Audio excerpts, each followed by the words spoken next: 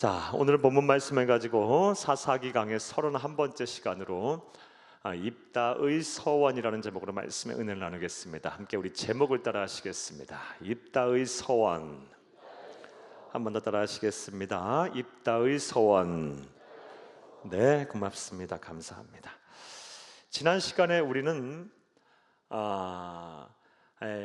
이스라엘의 9번째 사사 지도자인 이 입다가 암몬과의 전쟁을 앞두고 어떻게 하면 이 전쟁을 좀 피해 보고자 평화적으로 외교적인 협상을 벌인 내용을 살펴보며 은혜를 나누었습니다. 그리고 우리는 이런 입다의 모습을 통해서 우리가 세상을 살다 보면 막 거짓을 말하고 막 어거지를 쓰고 막 분란을 조장하는 사람들을 우리가 만나게 되는데, 그런 사람들을 만나게 될 때 우리가 어떻게 사람과의 관계를 해야 하는지에 대한 말씀을 살펴보며 은혜를 나눴습니다. 이렇게 간단히 말씀드려 보겠습니다. 사랑하는 여러분, 세상을 살다가 거짓을 말하고 억지를 부리며 갈등을 일으키는 사람들에 대해 우리 그리스도인들은 어떻게 대처를 해야 할까요? 입다를 통해서 우리 성숙한 신앙인이었던 입다를 통해서 우리는 무엇을 배울 수 있었습니까? 먼저 평화적으로 대화로 문제를 해결하기 위해서 노력을 해야 한다라는 말씀을 드렸습니다.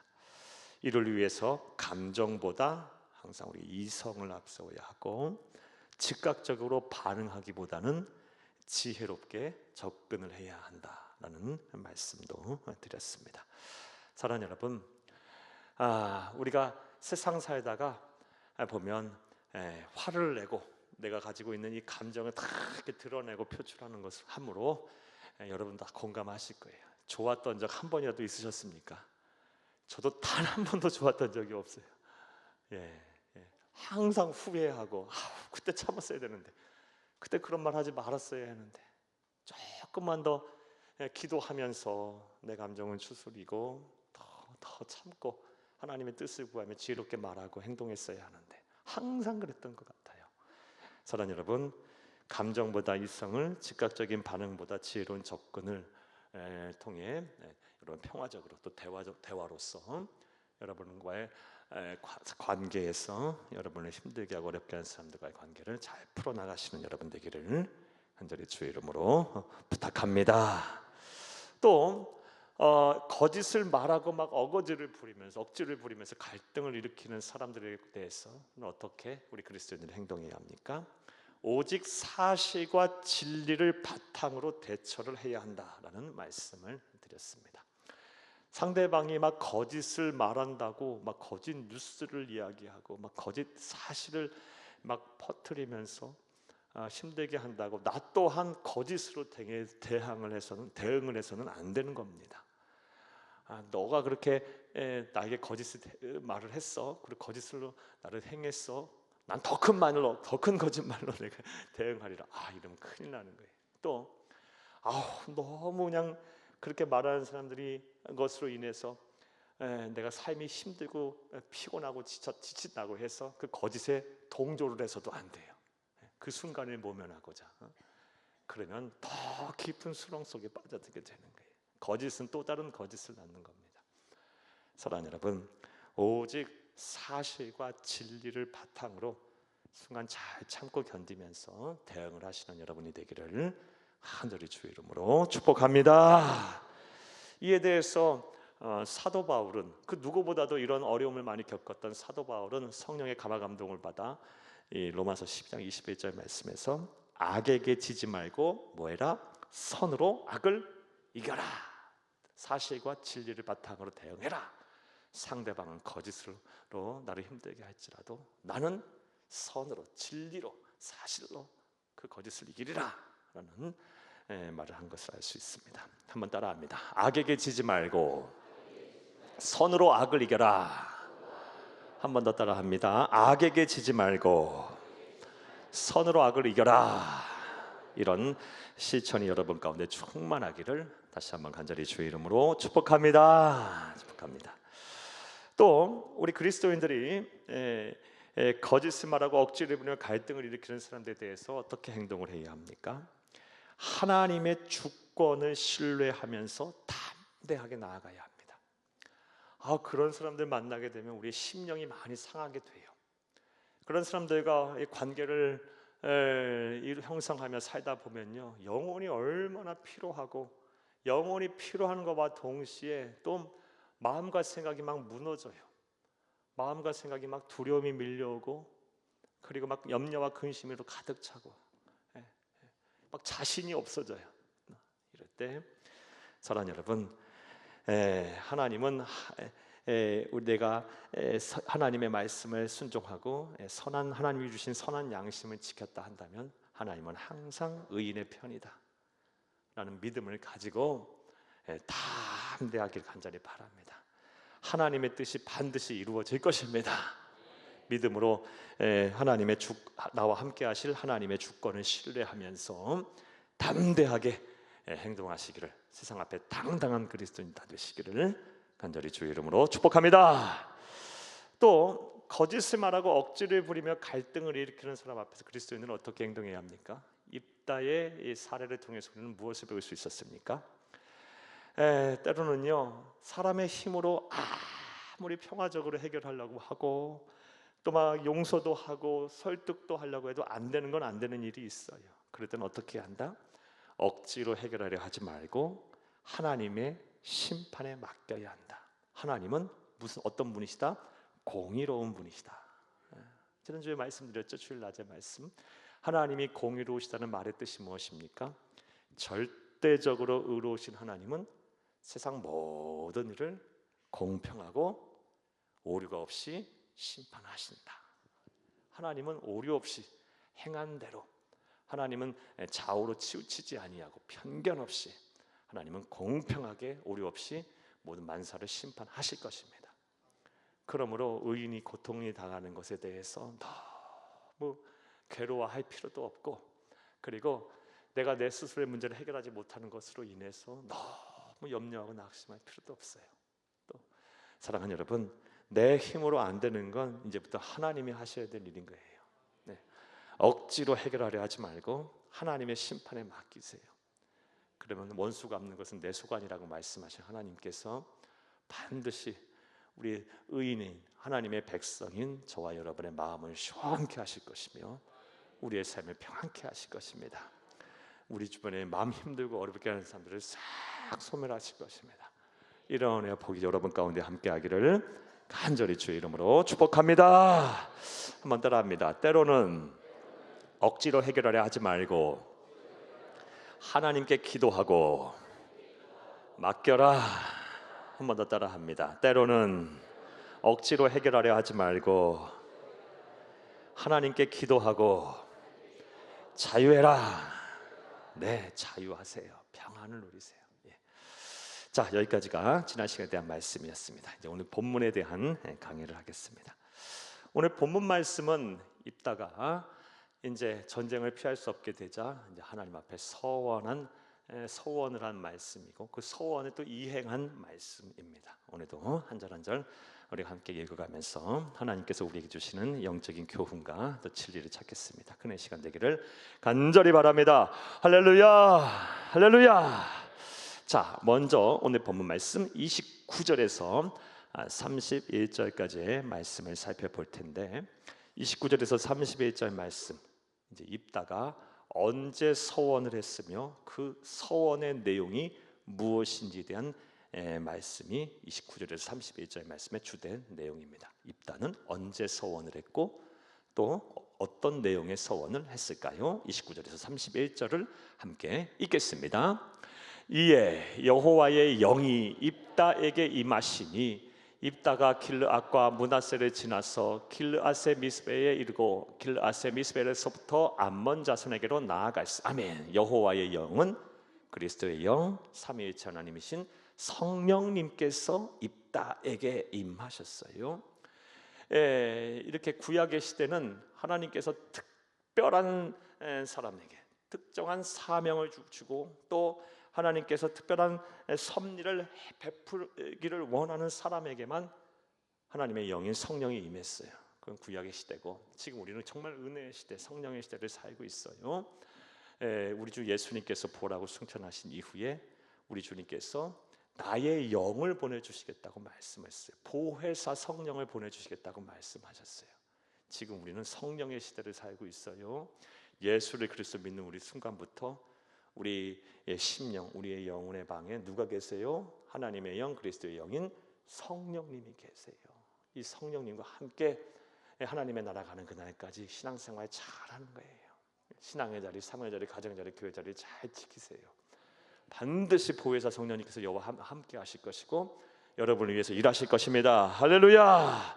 자, 입다가 전쟁을 앞두고 있을 때 무엇이 임했어요? 하나님의 영 성령님께서 임했습니다. 자, 29절 말씀을 통해서 입다가 언제 서원을 했는지를 알 수 있어요. 크게 두 가지를 우리가 발견할 수 있어요. 첫 번째는 하나님의 영이 임했을 때 서원을 했어요. 따라서 저와 여러분도 하나님의 영이 임하면 서원하는 거예요. 자, 그러면 하나님의 영이 임한다는 것은 무엇을 또 의미할까요? 다른 말로 어떻게 또 해석을 할 수가 있을까요? 하나님의 영이 임하면 우리에게 뭐가 차고 넘칩니까? 하나님의 은혜가 차고 넘치죠. 네.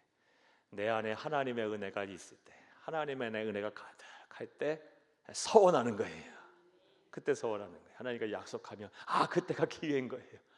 내가 복을 받을 기회, 내가 하나님의 더 큰 기적과 역사를 체험할 수 있는 기회. 여러분, 하나님께서 여러분에게 은혜를 주셨습니까? 그럼 그때 서원 해보세요.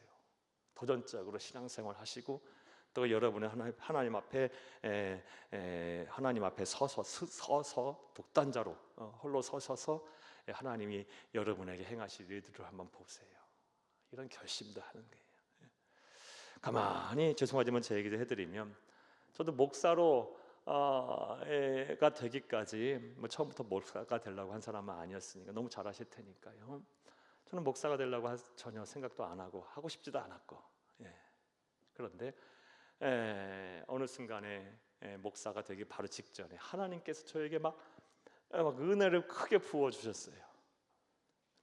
제 마음에 막 천국이 되게 하시고, 그리고 너무 마음과 생각을 기쁘게 하시고, 그렇다고 뭐 삶이 크게 나아지고 변화된 것은 아니었어요. 그런데 막 제 안에 막 은혜가 막 하나님의 은혜가 너무 가득하게 하셔서 그 은혜가 가득하니까 어떻게 해야 되겠어요? 주를 위해 살겠어요. 내 모든 것 다 내려놓고 이제 정말 주를 위해 살아야 되겠어요. 그래서 목사가 됐어요. 서원하고요. 저는 여러분, 하나님의 은혜가 여러분에게 임할 때, 여호와의 영이 임하셔서 하나님의 은혜가 임할 때 서원기도도 하시면서 하나님의 특별하신 은혜와 또 그런 생생한 기적을 한번 체험해 보세요. 정말 하나님께 놀라운 은혜를 여러분에게 부어주실 거예요. 이런 은혜 복이 저와 여러분 가운데 함께하기를 간절히 주의 이름으로 축복합니다. 자, 입다가 언제 서원했습니까? 여호와의 영이 임했을 때, 다시 말해 하나님의 은혜가 충만할 때 했어요. 우리도 서원기도 언제 하는 겁니까? 하나님의 은혜가 임할 때. 또 입다는 언제 지금 서원하고 있습니까?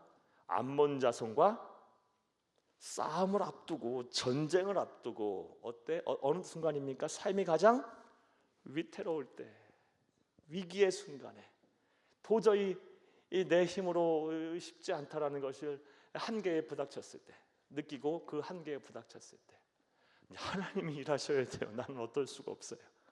하나님 해결하세요. 이때 서원 기도하는 거예요. 삶이 위태할 때, 위태로울 때, 사랑하는 여러분, 위급한 순간에 입다는 서원 기도를 했고 그 서원 하나님께서 이루셨어요. 저와 여러분도 마찬가지예요. 세상을 살다 보면 늘 평안하지 않아요. 저도 가만히 제 인생을 되돌아보고 또 목사로 살면서 우리 성도님들의 삶을 보니까요, 항상 삶이 이렇게 평탄하면 좋은데, 또 평탄한 것에 그치는 것이 아니라 항상 우리의 삶이 그냥 정말 은혜 속에 해마다 좋아지면 좋은데, 오늘보다 내일보다 모레가 계속 좋아지면 좋은데 대부분이 그렇지 못해요. 인생의 굴곡이 사이클이 항상 있어요. 항상 있어요. 좋을 때가 있고 좋지 않을 때가 있고, 막 삶의 위기도 한 번씩 오고요. 누구나 다 와요. 누구나 다. 그게 뭐 경제적인 어려움으로 올 수도 있고요, 막 질병으로 올 수도 있고, 막 사건 사고에 휘말릴 수도 있고요, 자녀의 문제로 올 수도 있고요, 또 막 가족 간의 갈등으로 올 수도 있고요. 뭐 한두 가지인가요? 뭐 이런 게. 네. 누구나 다 그런 삶의 위기가 와요. 예. 삶이 위태위태할 때가 있어요. 또 뭐 그런 거 하나도 없어도요, 세상 살다 보면 막 그냥 흐르는 세월 속에 막 몸과 마음이 연약해져서 막 삶이 무력해지고 막 갱년기 증상도 막 심하게 나타나서 막 삶을 포기하고 싶어지고 막 이런 경우도 막 생길 수도 있고요. 한두 가지인가요? 뭐 삶의 위기는 항상 우리에게 찾아와요. 그럴 때 하나님 앞에 서원하며 기도도 해보세요. 하나님께서 반드시 여러분을 위해서 일하실 거예요. 하나님 얼마나 좋으신 분인지 몰라요. 우리의 기도를 들으시는 분이십니다. 할렐루야, 할렐루야. 자, 29절 말씀에 보게 되면 입다가 언제 서원을 합니까? 여호와의 영이 임했을 때, 즉 하나님의 은혜가 그에게 충만했을 때 했고, 또 전쟁을 앞두고 암몬 자손과의 전쟁을 앞두고 위태위태한 순간에 서원하며 기도했어요. 자, 언제 서원했는지에 대한 답은 우리가 찾았죠? 자, 이제 그 서원한 내용에 대해서 살펴보겠습니다. 30절, 31절을 함께 보겠습니다. 서원한 내용. 그가 여호와께 서원하여 이르되 주께서 과연 암몬 자손을 내 손에 넘겨주시면, 31절, 내가 암몬 자손에게서 평안히 돌아올 때에 누구든지 내 집 문에서 나와서 나를 영접하는 그는 여호와께 돌릴 것이니 내가 그를 번제물로 드리겠나이다 하니라. 아멘. 사랑하는 여러분, 서원의 내용이 30절 32절에 잘 나옵니다. 뭐 하면 뭐 하겠다? 하나님이요, 이번 전쟁에서 하나님께서 암몬 자손을 내 손에 붙여주시면, 승리케 하시면 뭘 하겠다? 내가 평안히 전쟁에서 승리한 후 집으로 들어갈 때 가장 문 밖에서 나와서 나를 제일 처음 영접하고 맞이하는 사람을 하나님께 번제물로 드리겠다. 이런 서원을 해요. 네. 사랑하는 여러분, 이제 서원의 내용 이해되셨죠? 자, 그렇다면 생각을 해봐요. 이 내용만 갖고 본다면 입다의 이러한 서원이 정당한 서원입니까? 내용만 보자고요. 서원, 그가 하나님의 영이 임했을 때 그 위태위태한 순간에 서원한 거는 정말 잘한 서원이었어요. 그런데 내용만 갖고 볼 때 그의 서원은 정당한 서원입니까? 여러분 생각이 어떠세요? 여러분, 뭐 하겠다는 거예요? 전쟁에서 승리하면, 이건 승리케 해주시면 이건 문제가 없어요. 그런데 뭘 하나님께 드리겠다고 말하고 있어요? 돌아왔을 때 제일 먼저 나를 맞이하는, 영접하는 사람을 번제물로 드리겠다. 여러분, 번제물을 어떻게 드려요? 소나 양이나 염소 같은 것들을 어떻게 제물로 드립니까? 제일 먼저 문 밖에서, 성문 밖에서, 성막 또 성전 밖에서 제주가요, 먼저 자신의 죄를 제물에게 전가시키는 안수를 해요. 그 다음에 목을 따서 피를 다 빼내요. 거기다가 관절을 다 꺾고요, 그 다음에 뼈를 다 발라내고 기름을 다 출어내고요, 그리고 이 각을 뜬다는 얘기가 그 얘기예요. 뼈들을 다 꺾고 뼈를 다 발라내고 기름을 다 뽑아내고, 그렇게 해서 제물로 갖다 주면 이제 제사장이 번제단에서 태워서 하나님께 올려드리는 거예요. 사람을 가지고 인신공양을 하겠다는 거예요 지금요. 내용적으로만 볼 때는 이거는 정당한 이 서원의 내용이라고 볼 수는 없어요. 조금 더 생각을 해볼까요? 정당한 서원이 내용적으로만 볼 때는 정당한 서원이라고 하기 좀 어려운 이유는요, 일단 하나님께서는요 인신공양을 금지시키셨어요. 사람의 생명이 얼마나 귀한 거예요. 하나님의 형상대로 지으신 한 인격체를 그렇게 인신공양하는 것은 하나님이 금하신 법이에요. 말씀 보겠습니다. 신명기서 12장 31절 함께 보겠습니다. 내 하나님 여호와께는 네가 그와 같이 행하지 못할 것이라. 그들은 여호와께서 꺼리시며 가증히 여기시는 일을 그들의 신들에게 행하여 심지어 자기들의 자녀를 불살라 그들의 신들에게 드렸느니라. 누가? 가나안의 이방 백성들, 하나님을 모르는 사람들, 불신자들, 우상 섬기는 사람들은 뭐 했다? 자기들의 자녀까지 불살라 그들의 신들을 드렸다. 이건 뭐다? 하나님이 꺼리시며 가증히 여기시는, 하나님이 가증히 여기신다는 말이야. 토할 정도로, 막 역겨워할 정도로 하나님이 싫어하신다는 말씀이에요. 이 말씀, 가증하다는 말의 정확한 표현은요. 얼마나 싫으면 막 구토를 하시면서까지, 싫어하시면까지 혐오하시겠어요. 하나님 여러분, 인신을 공양하는 건 이건 우상 섬기는 사람들이나 하는 일이에요. 하나님이 싫어하시는 일이에요. 네. 사랑하는 여러분, 따라서 내용만 가지고 보게 되면 입다의 서원은 정당하다고 볼 수가 없어요. 네. 이방 사람들이 그러했으면 레위기의 말씀을 통해서, 당시 이방 사람들이 그러했으면 말씀을 통해 정확히 알 수 있습니다. 레위기서 18장 30절을 함께 읽겠습니다. 그러므로 너희는 내 명령을 지키고 너희가 들어가기 전에 행하던 가증한 풍속을 하나라도 따름으로 스스로 더럽히지 말라. 하나님이 됨이라. 아멘. 사랑하는 여러분, 그러므로 너희는 내 명령을 지키고 너희가 들어가기 전에 행하던 가증한 풍속을 하나라도 따름으로 스스로 더럽히지 말라. 나는 너희 하나님이 됨이라. 인신공양은 앞에 전후의 말씀을 보게 되면 하나님께서 역시 가증한 풍속으로 여기고 계세요. 막 얼마나 혐오하시는지 막 토할 정도로.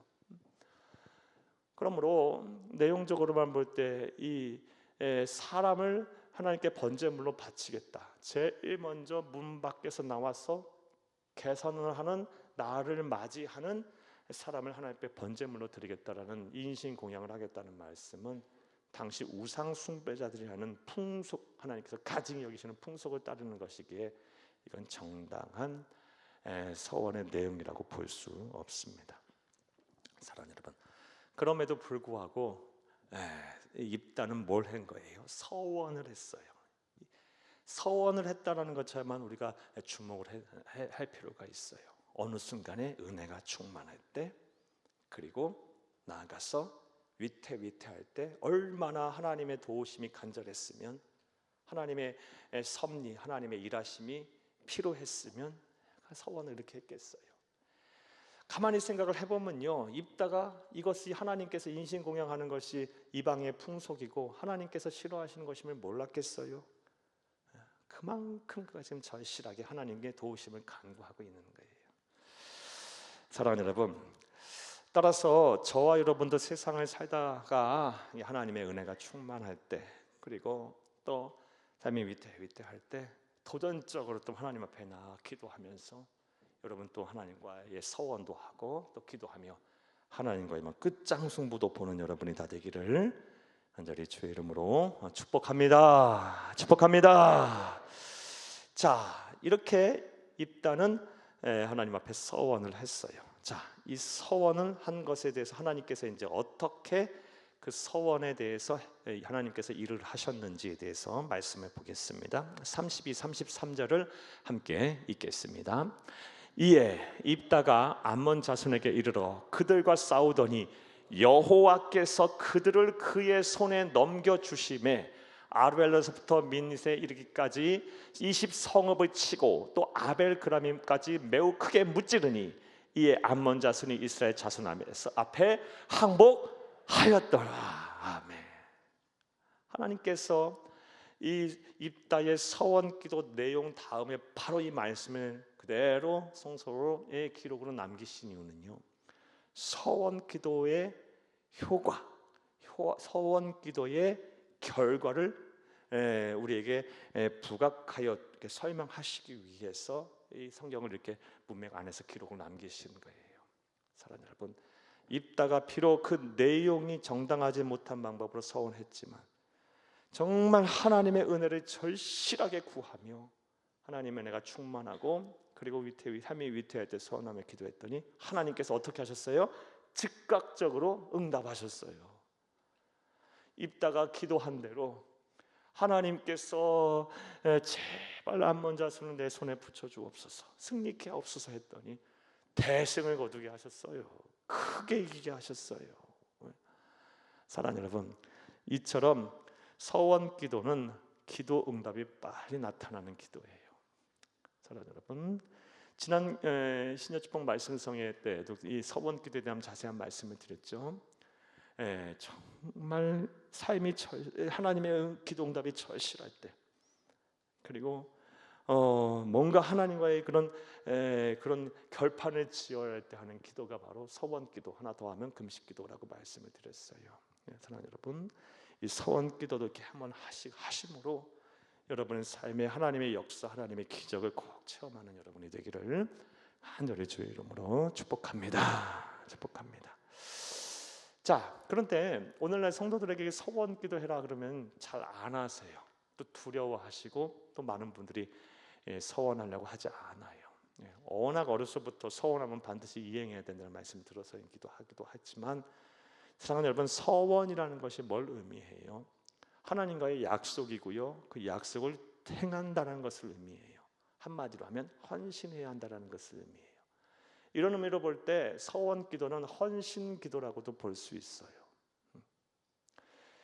이 따라서 이 헌신하려고 하려고 사람들이 하지 않으니까 서원 기도도 하지 않는 거예요. 어떤 목사님은 그래서 오늘날 이 서원하며 기도하지 아니하는 우리 이 땅의 많은 그리스도인들을 향하여 헌신이 부족해서, 헌신하지 않아서 망하는 세대라고 표현하기도 했어요. 사랑하는 여러분, 우리가 하나님을 섬기는 그리스도인으로서 서원 한번 안 해보고, 그리고 그 서원을 이행하며 하지 않아보고, 서원을 통해서 하나님의 기적과 하나님의 행하시는 일 한번 경험해보지 못하고 신앙생활한다면, 그렇게 그냥 무미건조하게 신앙생활을 해서야 되겠어요? 얼마나 안타까운, 그리고 얼마나 이 어리석은 우매한 성도라고 할 수 있겠습니까? 때로는요, 정말 막 생생하게 막 하나님의 기적과 역사도 막 체험해야 돼요. 우리 그리스도인은, 기독교는 체험의 종교이기 때문에 이 하나님의 역사, 하나님의 살아계심, 하나님의 일하심을 내가 맛보지 않으면요, 참 아무리 신앙생활 오래 해도 하늘의 신령한 복과 땅의 기름진 복을 몰라요. 그러므로 헌신을 좀 각오하시고 하나님 앞에 헌신하며 기도도 하시기를 바라요. 다만 입다처럼 경솔하고 그릇된 정당하지 못한 헌신하지 말고 진실한 마음으로 진실하게 헌신하며 서원하며 헌신을 다짐하며 서원할 때 하나님께서 큰 놀라운 은혜와 역사를 여러분에게 행하실 거예요. 이런 서원의 기도도 여러분 삶 가운데 실천하기를 간절히 주의 이름으로 축복합니다. 축복합니다. 서원 기도는 무슨 기도다? 기도 응답이 빨리 나타나는 기도예요. 하나님의 역사와 하나님의 기적, 하나님의 이사를 체험할 수 있는 기도예요. 하나님과 끝장 승부를 보는 기도예요. 이런 기도도 우리 삶의, 우리 신앙의 역사 가운데 반드시 있어야 합니다. 할렐루야. 자, 33절까지 되셨습니까? 하나님께서 입다가 서원한 대로 승리케 하셨어요. 자, 이제 서원을 했으니까 이행을 해야죠. 그 말씀이 34절부터 40절까지의 말씀입니다. 먼저 34절부터 35절 말씀을 함께 읽겠는데, 자, 입다가 서원한 내용 다시 한번 생각을 해봐요. 전쟁에서 승리케 하시면 뭐 하겠다? 개선하면서 돌아올 때 집 문 밖에서 제일 먼저 나를 맞이하는 사람을 하나님 앞에 뭐로 드리겠다? 번제물로 드리겠다. 이게 서원의 내용이었어요. 자, 누가 제일 먼저 맞이했는지 보겠습니다. 34, 35절을 함께 읽겠습니다. 입다가 미스바에 있는 자기 집에 이를 때에 보라, 그의 딸이 소고를 잡고 춤추며 나와서 영접하니 이는 그의 무난 동료라. 무난 동료, 외동 딸이 제일 먼저 맞이하고 영접해요. 입다가 전쟁에서 승리하고 돌아오면서 얼마나 많은 생각을 했겠어요. 사람은요 다 감이라는 게 있어요. 감이라는 게. 우리 딸만 아니었으면 좋겠다, 뭐 이런 생각 안 했을까요? 이 감은 항상 또 맞아요. 또 되게 아마 입다도 그랬을 것 같아요. 그런데 무남동녀 딸이 소고를 잡고 춤추며 나와서 영접을 합니다. 35절 읽겠습니다. 입다가 이를 보고 자기 옷을 찢으며 이르되 어찌할꼬 내 딸이여, 너는 나를 참담하게 하는 자요 너는 나를 괴롭게 하는 자 중에 하나로다. 내가 여호와를 향하여 입을 열었으니 능히 돌이키지 못하리로다 하니. 아멘. 제일 먼저 이 입다를 맞이한 영접한 사람은 무남동녀 외동딸이었어요. 그리고 그 딸을 하나님 앞에 이제 번제물로 들려하니 입다가 너무 괴로운 거예요. 자, 그 내용이 35절 말씀이고요. 자, 이제 36절에서 40절 말씀 이어보겠습니다. 입다가 서원을 이행하는 과정을 보겠습니다. 딸이 그에게 이르되 나의 아버지여, 아버지께서 여호와를 향하여 입을 여셨으니 아버지의 입에서 낸 말씀대로 내게 행하소서. 이는 여호와께서 아버지를 위하여 아버지의 대적 암몬 자손에게 원수를 갚으셨음이니이다 하니라. 아멘. 야, 입다의 믿음도 대단하지만 딸의 믿음도 기가 막히네요. 마치 아브라함과 이삭 보는 것 같죠?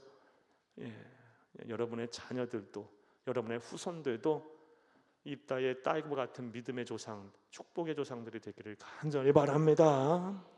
우리가 날마다 이렇게 기도해야 돼요. 우리 부모들은, 또 우리 기성세대들은 항상 이렇게 기도해야 돼요. 내 자녀들과 내 후손들이, 우리 다음 세대들이 나보다 더 예수를 잘 믿고, 나보다 더 하나님께 쓰임을 받고, 더 나보다 더 하나님께 복을 받게 하옵소서. 그렇게 기도하세요. 저도 날마다 기도해요. 날마다.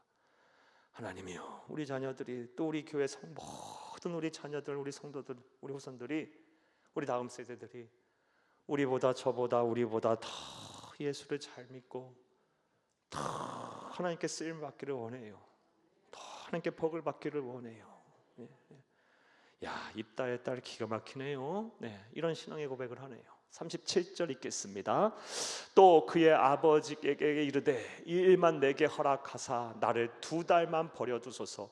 내가 내 여자친구들과 산에 가서 나의 처녀로 죽음을 인하여 애곡하겠나이다 하니. 38절 그가 이르되 가라 하고 2달을 기한하고 그를 보내니 그가 그 여자친구들과 가서 산 위에서 처녀로 죽음을 인하여 애곡하고. 39절 2달 만에 그의 아버지에게 돌아온지라 그는 자기가 서원한 대로 딸에게 행하니 딸이 남자를 알지 못하였더라. 이것이 이스라엘 관습이 되어 이스라엘 딸들이 해마다 가서 길르앗 사람 입다의 딸을 위하여 나흘씩 애곡하니라 하더라. 아멘.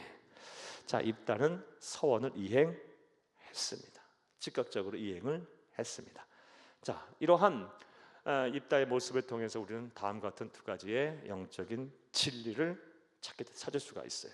첫 번째로 따라합니다. 서원한 것은 반드시 갚아야 한다. 이게 첫 번째 진리예요. 사랑하는 여러분, 서원한 것은 반드시 갚아야 돼요. 하나님의 대표적인 속성이 뭐냐? 신실성이에요. 신실성이 뭡니까?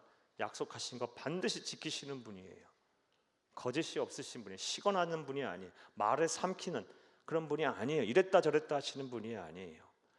약속하신 거 반드시 지키시는 분이에요. 그러므로 그를 믿는 우리 또한 약속한 거 반드시 이행을 해야 하는 거예요. 서원한 것은 반드시 갚아야 한다. 그래서 입다도 그의 딸을 번제물로 서원을 하며 드린 거예요. 자, 그런데 여러분 다음 같은 생각을 한번 해볼게요. 말씀을 한번 여러분에게 드려보겠어요. 입다는 무남동녀인 딸을 실제로 하나님께 번제물로 드렸을까요? 아닐까요? 이에 대해서 기독교 2000 역사를 통해서 해석이 분분합니다. 그리고 저는 지금 아주 기독교 정통 그리고 복음주의적인 해석 2가지의 해석을 여러분에게 알려드릴게요. 첫 번째 해석은 말 그대로 번제물로 드렸다라고 해석을 하는 사람들이 있습니다. 이 기독교 2000 역사를 통해서 이런 해석 또한 정통주의 해석이에요. 그리고 복음주의적인 해석이에요. 대표적인 사람이 1세기 유대 역사가였던 요세푸스가 기록으로 남겨놨고요. 물론 요세푸스는 예수를 믿은 사람은 아니었어요. 근데 기록으로 남겨놨어요. 그리고 우리 초대교회 교회의 아버지 교부들은 대표적으로 성 어거스틴이라고 하죠. 그다음에 오리겐 같은 교부들도 실제로 번제물로 드렸다라고 해석을 했어요. 우리 종교개혁의 아버지, 우리 개신교의 아버지인 마르틴 루터도 그렇게 해석을 했고요.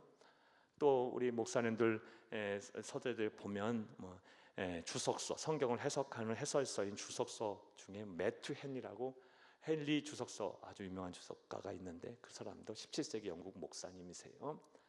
뭐 했다? 실제로 번제물로 드렸다라고 해석을 했어요. 이런 정통주의 해석도 있어요. 자, 그런데 또 이런 해석도 있어요. 실제로 번제물로 드린 것이 아니고 평생 처녀로 살게 하면서 성전에서 봉사케 했다. 이렇게 해석을 하는 사람도 있어요. 이렇게 해석을 할 수 있는, 해석을 하는 사람들부터 말씀을 드리면요, 이것도 복음주의적인 해석이에요. 기독교 정통 해석이에요. 많은 목사님들, 그리고 오늘날 많은 복음주의적인 목사님들이 오히려 이렇게 이 해석을, 더 후자의 해석을 많이 하는 경향이 있어요. 대표적인 경우로 19세기 독일의 아주 보수주고 정통주의 해석가였던 카일과 델리치 목사님, 루터교 목사님, 이 카일앤 델리치라는 이 주석서도요, 우리 목사님들 서재 많이 있어요. 이런 목사님들 대부분, 오늘날 복음주의적인 경향에 계시는 목사님들도 대부분이 아니라 많은 분들도 평생 처녀로 살게 하겠고, 성전에서 수종들면서 평생 그렇게 남자를 알지 못하고 살게 했다라고 해석을 하는 경향이 있어요. 이렇게 해석을 할 수 있는 근거부터 말씀드릴게요. 후자에 해석할 수 있는 근거, 전자는 당연한 거고 더 이상 해석할 필요가 없고, 근거는 38절 말씀을 보게 되면요, 처녀로 죽음을 인하여 슬퍼했다는 말씀이 있어요. 38절 말씀 한번 보겠습니다. 38절 한번 펴주세요. 보여주세요. 그가 이르되 가라 하고 읽겠습니다. 2달을 기한하고 그를 보내니 그가 그 여자친구들과 가서 산 위에서 처녀로 죽음을 인하여 애곡하고. 아멘. 자, 처녀로 죽음을 인하여 애곡했다라고 우리말에는 성경에는 번역이 되어 있는데, 헬라어 원어 성경을 보게 되면요, 죽음이라는 말이 없어요.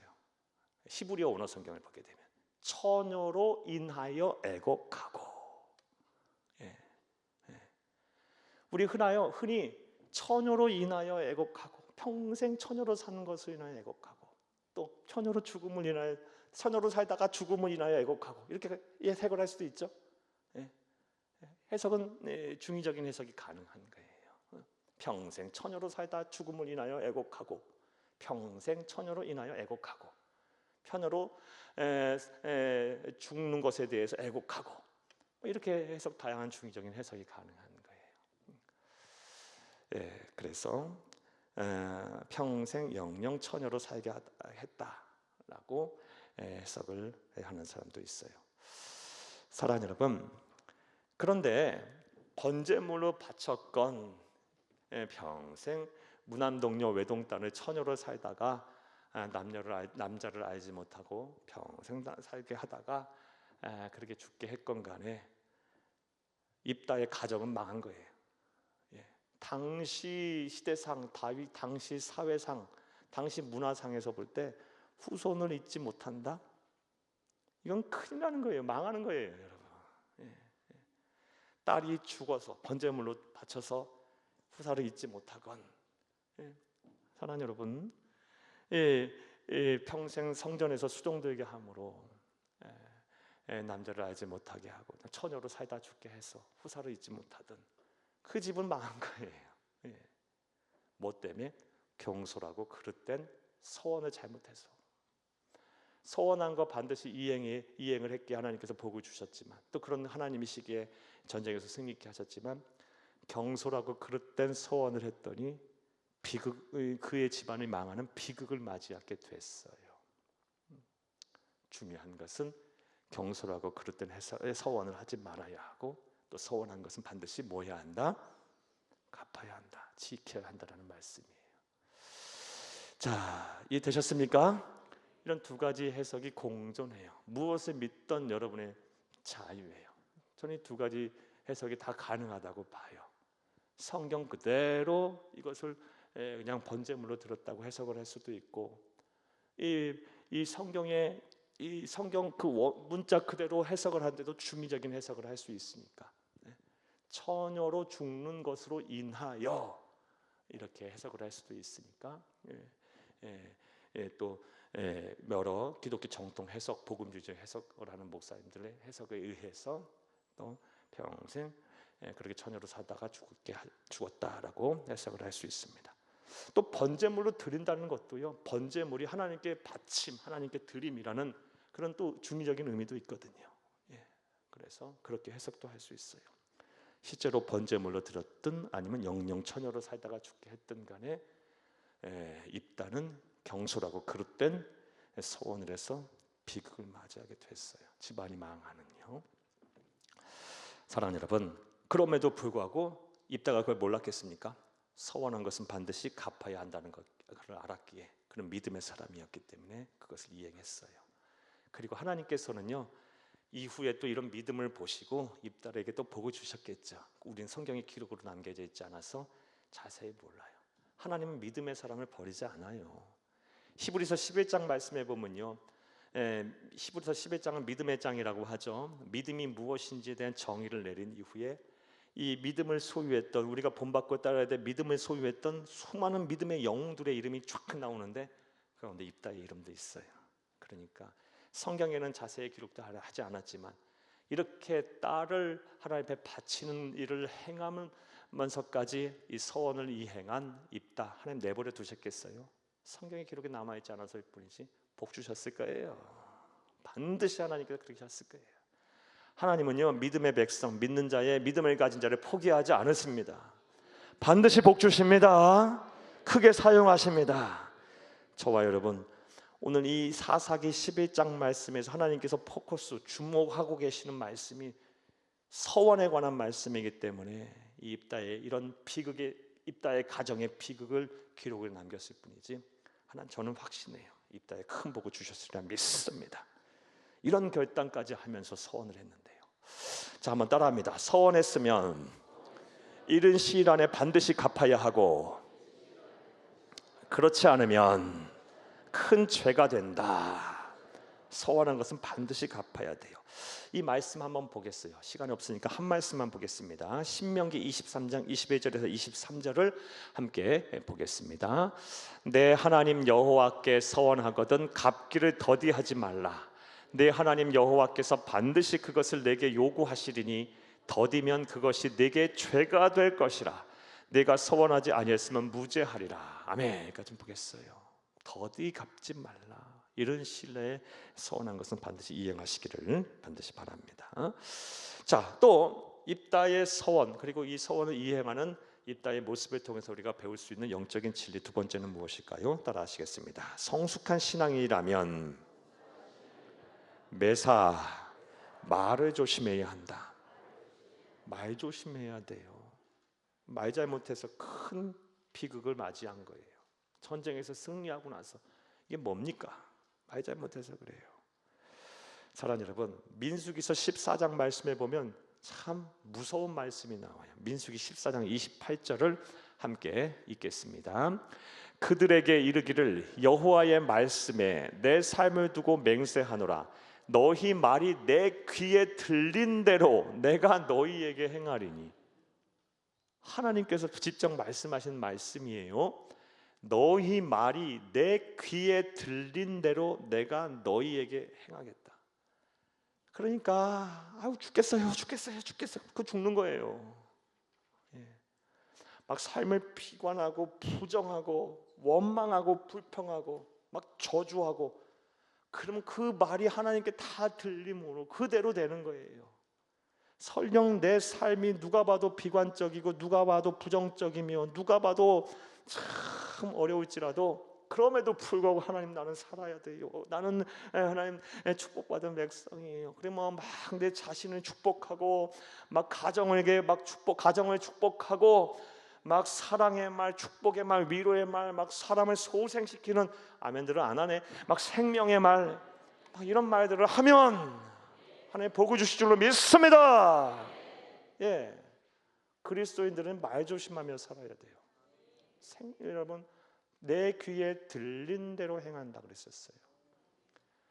사랑하는 여러분, 그런데 하나님은 우리의 마음과 생각까지도 감찰하시는 분이에요. 우리의 언어가요, 인간의 언어, 사회생활의 언어가 그냥 단순히 입을 통해서 나오는 것만을 하나님은 우리 언어 생활로 보지 않으실 수도 있어요.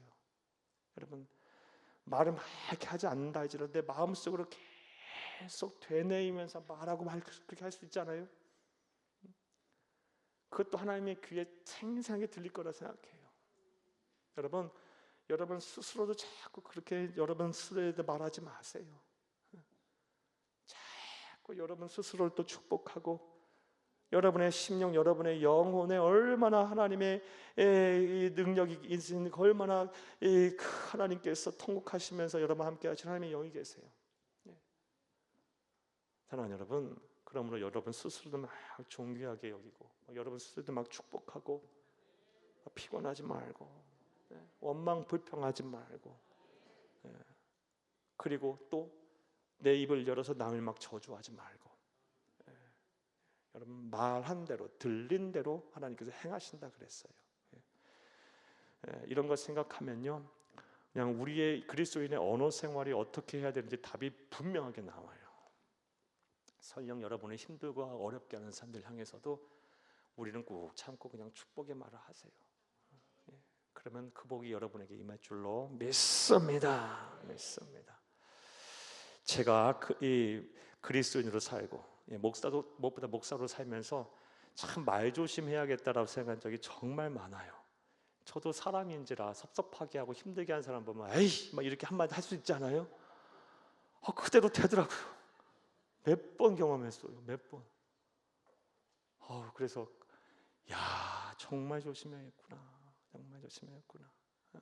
한마디라도 우리 성도들 위해서, 한마디라도 아무리 힘들고 섭섭하게 하는 성도 많지도 않지만 설령 있다 할지라도 정말 축복의 말을 해야겠구나. 정말 그냥 한마디라도 어떻게 그냥 살리는 말을 해야겠구나. 정말 그런 생각을 한두 번 한 게 아니에요. 하나님은 행한 바 들린 대로 정말 행하시는 분이에요. 성숙한 그리스도인이라면 반드시 뭐 해야 한다? 매사 말 조심해야 한다. 한번 따라합니다. 우리가 말한 대로 하나님은 듣고 행하십니다. 말 조심해야 돼요. 정말 말 조심해야 돼요. 사랑하는 여러분, 오늘 입다의 이 서원의 내용과 결과의 모습을 보면서 우리는 많은 이 영적인 교훈을 배웠습니다. 먼저 언제 서원 기도해야 하는지에 대한 말씀을 우리가 살펴봤어요. 하나님의 영이 내게 임할 때, 내 안에 뭐가? 은혜가 충만할 때, 그때 서원했어요. 더 큰 하나님의 기적과 역사를 체험하게 될 거예요. 하나님은요, 은혜 위에 은혜를 더하시는 분이에요. 정말이에요. 달란트 비유 같은 말씀도 보세요.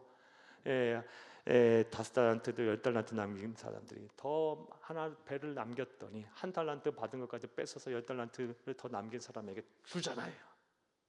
은혜 위에 은혜를 더하시는, 감사 위에 감사를 더하시는 분이 하나님이세요. 사랑하는 여러분, 내가 내 안에 은혜가 충만할 때 이제 주를 위해 살겠다고 소원도 해보세요. 예수와 복음을 위해 내 삶의 최우선 위에 두고 살겠다. 우리 예수님의 피 맺힌 소원, 영혼 구원 위해 살겠다. 내게 물질도 주시고 내게 건강도 주셨고요, 삶의 여유도 주셨어요. 아니 그리 아니하셨어도 내 가족들 다 건강하고 자녀들 잘 크고 있고 먹고 사는 거 부족함이 없고, 그러면 되는 거 아니에요. 하나님께 더 주를 위해 살겠다. 우리 예수님의 피 맺힌 소원인 영혼 구원에 힘쓰겠다고 막 서원도 해보세요. 또 삶이 위태할 때 더 그리하시기를 바랍니다. 서원 기도는 기도 응답이 빠른 기도입니다. 그리고 서원하는 것은 뭐 해야 된다? 반드시 갚아야 한다. 경솔하고 또 그릇된 서원하지 말고, 하나님께서는 말한 대로 행하시는 분이기 때문에 우리 성숙한 그리스도인이라면 뭐 해야 한다? 말 조심해야 한다라는 이 말씀을 우리 들었습니다. 이 말씀대로 행하셔서 하늘의 신령한 복과 땅의 기름진 물 받으며 우리 주님과 더불어서 하나님의 아름다운 세상에서 늘 감사와 은혜가 충만한 삶을 산 여러분 되기를 다시 한번 간절히 주의 이름으로 축복합니다. 축복합니다. 축복합니다.